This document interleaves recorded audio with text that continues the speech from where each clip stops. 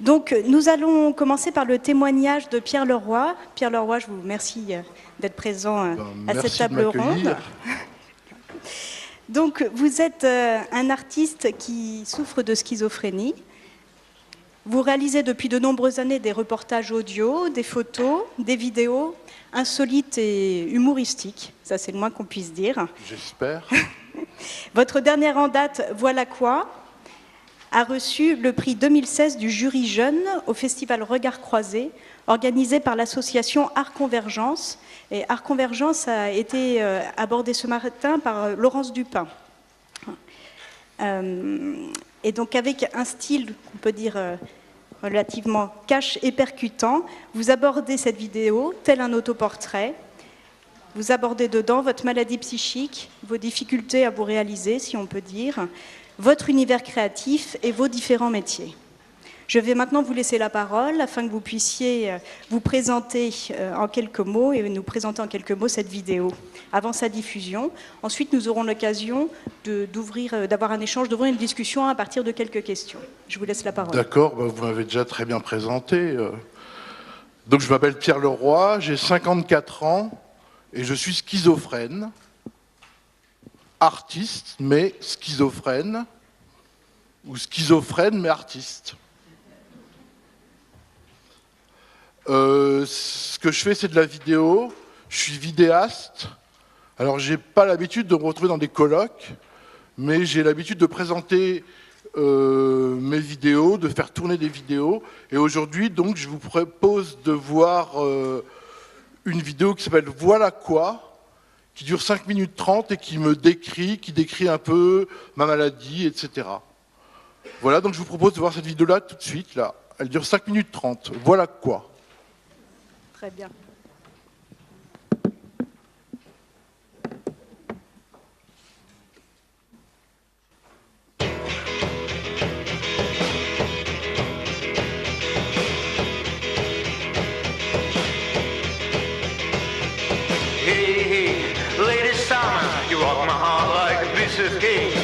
Là où je gagne des sous, c'est avec les cours de maths.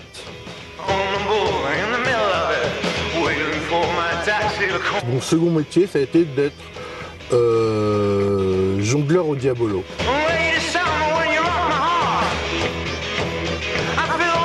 Et puis mon troisième métier, c'est de faire de la vidéo. Ma maladie, c'est une maladie psychique. En tout cas, je sais que je prends des médicaments pour la schizophrénie. Bon, je suis homo. Je suis peut-être bi, je sais pas aussi. Tous ces problèmes de maladie et tout, ça te bloque dans tes rêves. Ça t'empêche de faire des choses.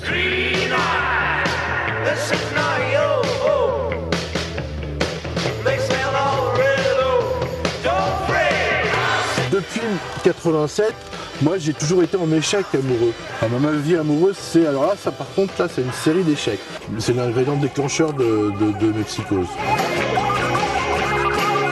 J'ai toujours l'impression qu'on me prend pour un malade, quoi. C'est un mec à problème, quoi. Quand tu vas mal, on te traite mal. Quand tu vas bien, on te traite bien. Vous êtes malade, c'est votre problème. Je profite pas de ma maladie, je la subis plus qu'autre chose.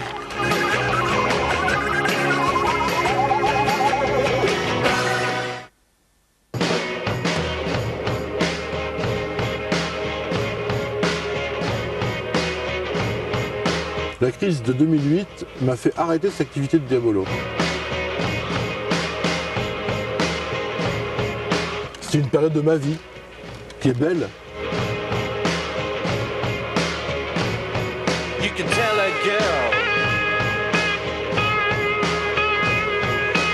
J'ai eu cette période géniale, quoi.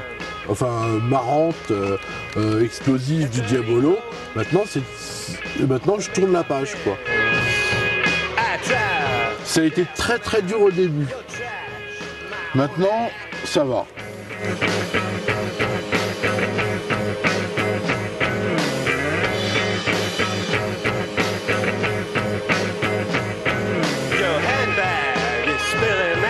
J'ai vécu vécu des crises psychotiques qui ont été hyper graves, hyper dures. Sur le moment, le mal, il fait que du mal. Je voyais pas d'issue. Je me suis dit, c'est foutu, je sais pas quoi. Ça a été insupportable. Pendant 2 ans, ça a été insupportable. Maintenant, je me sens peut-être même mieux qu'avant. Je me sens plus... Enfin voilà quoi. Mais pour moi, ce qui est plus important, c'est la vidéo, évidemment. Mais j'aime bien donner des cours de maths aussi. Voilà quoi. C'est dangereux d'être pas reconnu dans son travail. Enfin, la reconnaissance apporte beaucoup au regard qu'on peut avoir sur toi, quoi. Où est la clé ? Bah, oui, c'est dur pour moi d'être avec beaucoup de monde, en fait. Mon rêve, c'est d'être à 2 pour monter.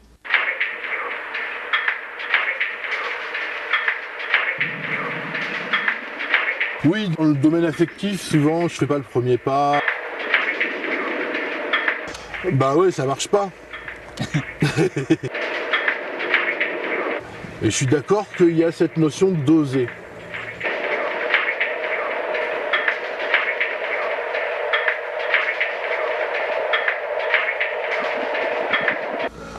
Bon bah mon rêve, c'est il y a le cirque. Côté vidéo, côté peut-être piste, hein, ça peut revenir, pas au diabolo, mais après à présenter des animaux, je sais pas, enfin on sait jamais. Moi je sais pas moi. C'est tout. Coupez!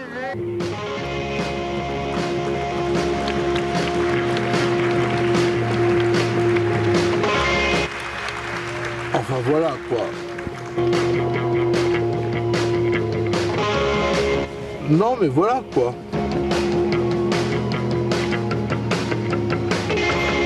Enfin voilà quoi.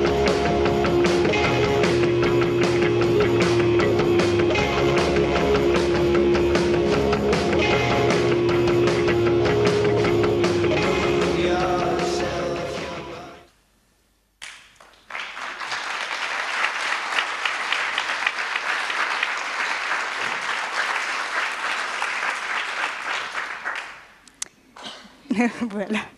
En tout cas, merci de nous avoir permis de voir cette vidéo. Non, mais c'est avec plaisir, quoi. Je suis avant tout quelqu'un qui monte des vidéos. J'ai ma chaîne YouTube, j'ai mon site. Enfin, alors voilà, le site, justement, comme on en parle, il s'appelle enfantterrible.com. Je trouve que oui, c'est je fais génialement nommé. Je fais ma pub directement. Alors enfantterrible.com avec un seul T pour voilà. Enfant terrible. Exactement. Et dessus, il y a tout un tas de vidéos que vous pouvez voir. Donc, afin de pouvoir un peu discuter ensemble, je vais vous proposer cette première question. C'est donc comment vous est venu cet intérêt pour l'image, pour la vidéo? En fait, ça m'est tombé dessus. J'étais à la faculté de Jussieu à Paris, en fac de sciences, mathématiques et physique. J'étais en train de ramer dans ces études et j'ai eu l'occasion de faire une option qu'on pouvait choisir en dehors du secteur scientifique. Et j'ai choisi une option photographie et cinéma. Et là, ça a été un déclic. Immédiatement, ça a été un déclic. Et c'est comme ça que je suis devenu vidéaste. Enfin, après, j'ai fait une école de cinéma. Je faisais de l'astronomie. J'ai vendu mon télescope, j'ai acheté une caméra vidéo, enfin, et puis j'ai réalisé mes premiers petits reportages. En fait, le premier truc que j'ai vraiment fait, c'est diffuser des images sur écran géant derrière des groupes de rock. Ça illustrait leur musique, en fait. Voilà, pour donner un exemple. Vous faites de la photo aussi, on a pu voir d'ailleurs des photos. Alors ça, c'est des photos faites en collaboration avec mon ami Kevin, où on fait on fait des road trips avec des appareils, quoi. Et puis on essaie de faire des mises en scène photographiques, quoi. Et puis moi, je fais de la photo aussi de mon côté un peu. Je suis moins professionnel que Kevin quand même au niveau de la photo, mais lui, il a choisi la photo, moi, je choisi la vidéo, on pourrait dire plutôt. Et bon, alors donc, moi, je sais pas si je peux parler de la vidéo. La vidéo m'a fait voyager. J'ai été faire des reportages au Nicaragua. J'ai été faire des reportages en Roumanie. En Roumanie, au moment après la chute de Ceausescu. Au Nicaragua, avant que le révolutionnaire Daniel Ortega reprenne le pouvoir. Et on a fait un sujet sur lui. Enfin, des reportages divers et variés. Ça, c'est pour donner quelques exemples, juste. Mais la vidéo, c'est quelque chose que... Alors, j'ai vécu deux crises psychotiques graves, une en 87, 88, et une autre en 2007, 2008. J'avais découvert la vidéo avant, en 83, et puis ça ne m'a pas quitté. Hein. Dès que je me suis reconstruit, je me suis remis à faire de la vidéo, quoi. Et c'est toujours là, en tout cas. Et c'est toujours là. Depuis cette vidéo, j'ai été réaliser un reportage, un micro-trottoir à New York, que vous pouvez voir sur le site. Et puis là, je suis en train de faire un sujet dans mon hôpital de jour, à Saint-Germain-en-Laye, qui s'appelle Barman à l'hôpital, parce qu'il y a un vrai bar tenu par des patients qui existe dans cet hôpital de jour. Très bien.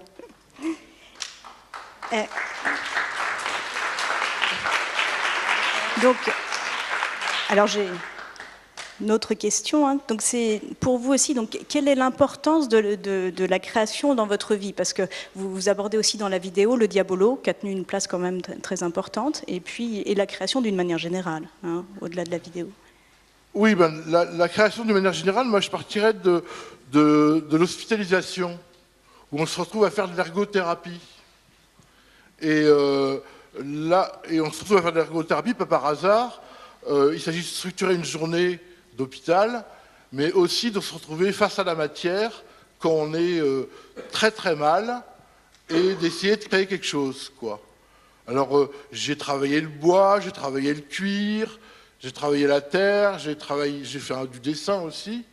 Tout ça pour se reconstruire simplement, pour reprendre pied, reprendre confiance petit à petit après les crises.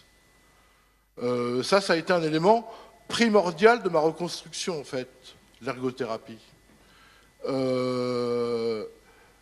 Et puis, ensuite, au niveau créativité, je dirais que dans la vie de tous les jours, je peux me retrouver solitaire et je pratique l'écriture. J'ai un cahier et j'écris pour briser la solitude, pour ponctuer le temps, pour essayer de maîtriser le temps, pour essayer de me lever dans le temps, pour essayer de surfer sur le temps.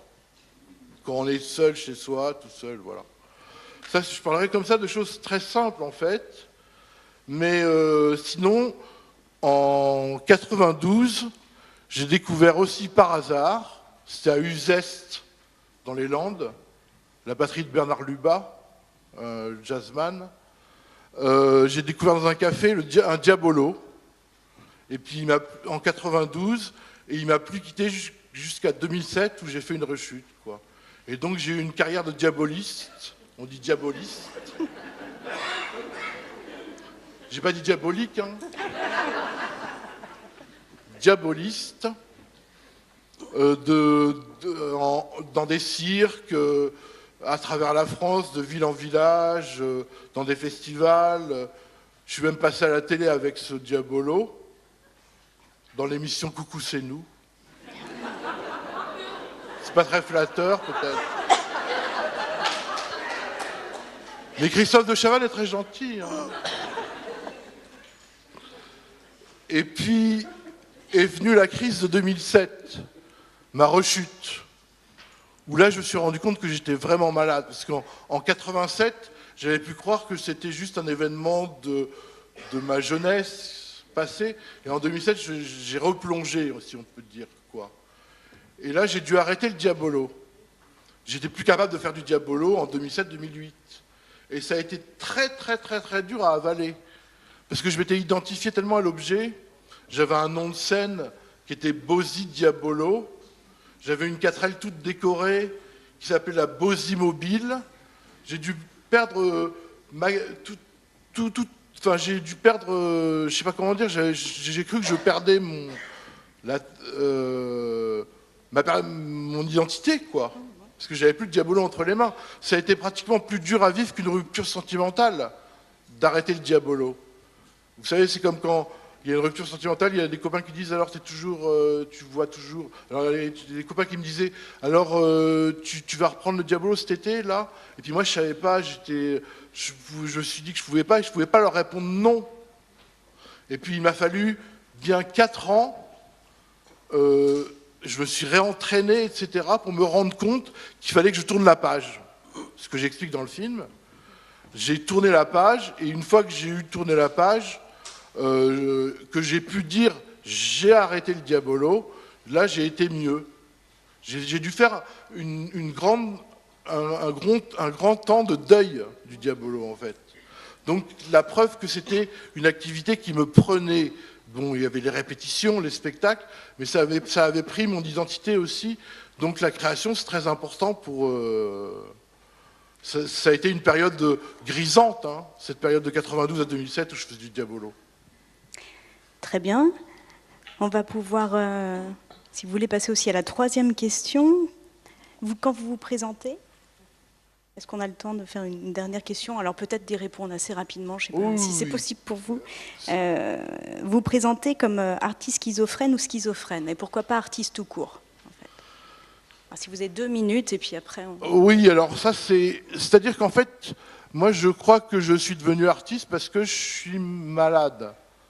Enfin je crois, j'ai pratiquement la statut que j'ai pu m'affirmer ou assumer le fait d'être artiste parce que je suis schizophrène. Parce que je suis schizophrène, on m'a proposé de participer à une expérience qui s'appelle Art Convergence, où j'ai pu faire cette vidéo d'ailleurs, et où on a été exposé à Versailles, dans des lieux, etc., où je suis devenu artiste. Et puis cette vidéo a tourné dans des festivals un peu partout en France, et donc on m'a dit t'es un artiste. Et puis donc j'ai pu assumer, peut-être, comment on pourrait dire, m'affirmer en tant qu'artiste depuis que je suis déclaré comme schizophrène aussi, quoi. Mais en fait, pour conclure complètement, je pense que j'ai un nouveau métier qui n'est même pas d'être artiste, qui est d'être schizophrène.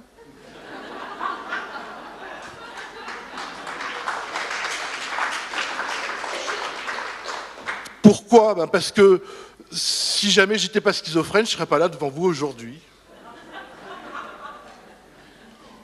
On me paye des TGV de première classe, des hôtels pour me produire devant vous, là, raconter ma maladie. Donc mon nouveau métier, c'est d'être schizophrène. Artiste schizophrène.